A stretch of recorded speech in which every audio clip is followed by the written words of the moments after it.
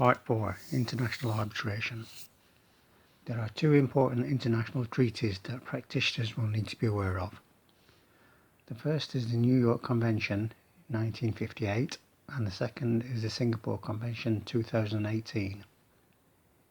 These conventions provide the mechanism through which international arbitration awards can be enforced. Practitioners will also be required to have a general understanding of international commercial terms. This is because arbitration is generally preferred over domestic courts, where parties are conducting cross-border trade, and by the nature of cross-border trade itself, the commercial terms will dictate the relationship between the parties. Therefore, before considering the conventions, we look at what these international commercial terms are. International commercial terms are referred to in short as Incoterms. These are a series of pre-defined commercial terms published by the International Chamber of Commerce, consisting of three-letter terms related to common contractual sales practices. The Incoterms rules on a basic level define the costs and risks associated with the transportation and delivery of goods. The Incoterms do not themselves conclude a contract.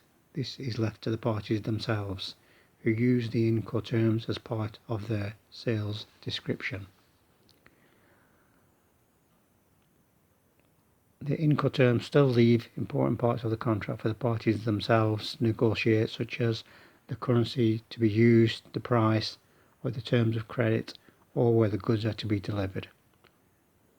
An example of the application of the Incoterms is available when making purchases through Alibaba.com. The price and quantity are left to the parties, but the sales particulars will include common Incoterms, some of which I have set out in Appendix 1.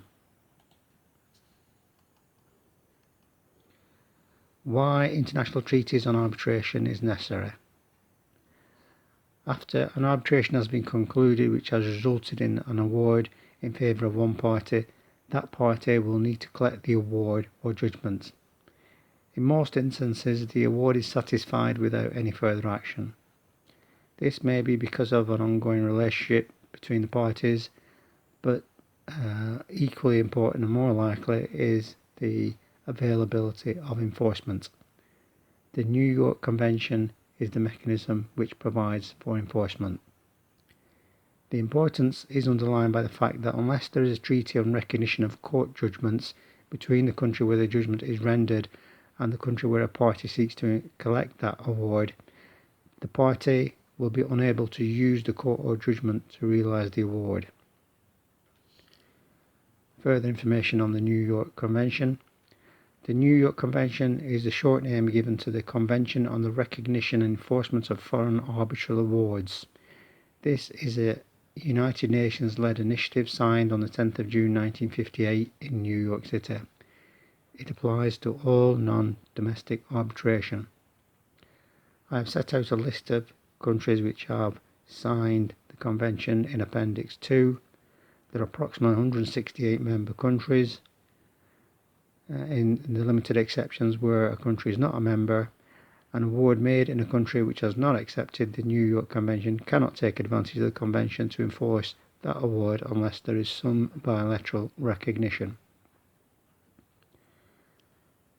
Most countries have adopted arbitration laws based on UNCITRAL Model Law on International Commercial Arbitration. UNCITRAL is another United Nations creature. UNCITRAL does this by promoting the use and adoption of legal instruments in a number of key areas of commercial law, one of which is a legislative framework for international commercial arbitration. The legislative model provided by CITRAL works in conjunction with the New York Convention so that the provisions on making an enforceable award or asking a court to set it aside or not force it are the same under the model law and the New York Convention. It is important to know that the model law provided by CITRAL does not replace the United Nations, the New York Convention. UNCITRAL also provides other resources It provides the legislative resources for online dispute resolution.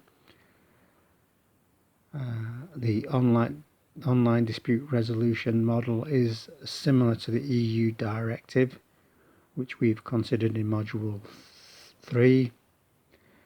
There's also a model for conciliation. In summary, the provisions of the New York Convention can be set out as follows. An arbitration award issued in any one state can generally be enforced in another contracting state subject to certain exceptions or defences. These are defined by national courts in which the award is to be enforced. General or common exceptions are as follows. A party to the arbitration was under some incapacity, or the arbitration agreement itself was not valid under the law in which it was constituted. An error in service or appointment, such as where a party was not given correct notice of the appointment of the arbitration panel or of the arbitration proceedings, or the party was for some other reason not able to present its case.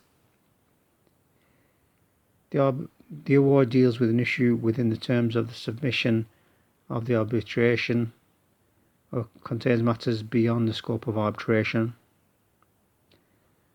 The composition of the arbitration panel was not in accordance with the arbitration agreement or the law of the place where the hearing took place,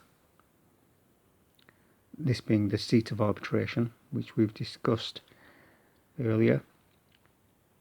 The award has not yet become binding upon the parties, or has been set aside or suspended by a competent authority, either in the country where the arbitration took place or pursuant to the law of arbitration agreement. The subject matter of the award was outside the scope of the arbitration. The enforcement of the award would be contrary to public policy.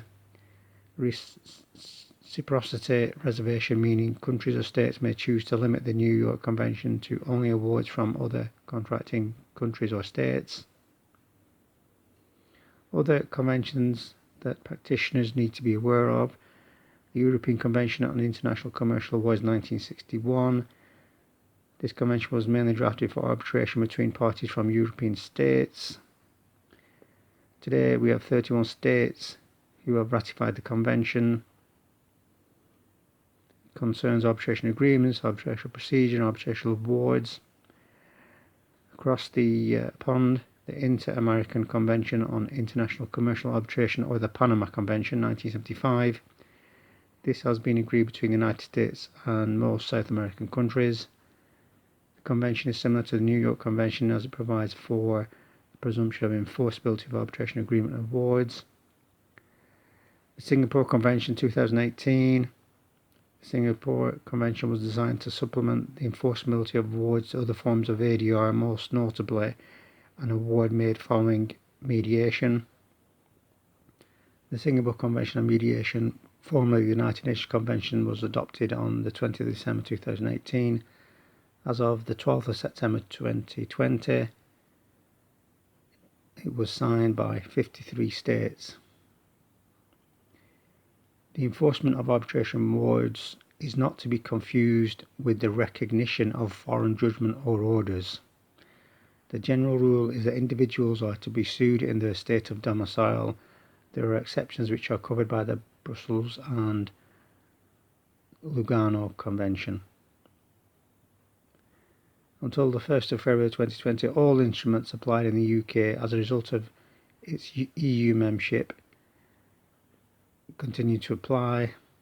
On the 1st of January 2021, under the Brexit withdrawal agreement, the instruments remained applicable during the transition period. The UK has sought participation in the Lugano Convention after Brexit, but as of January 2021, the accession has not been approved. On a domestic level, we've got the Civil Jurisdiction and Judgments Act 1982.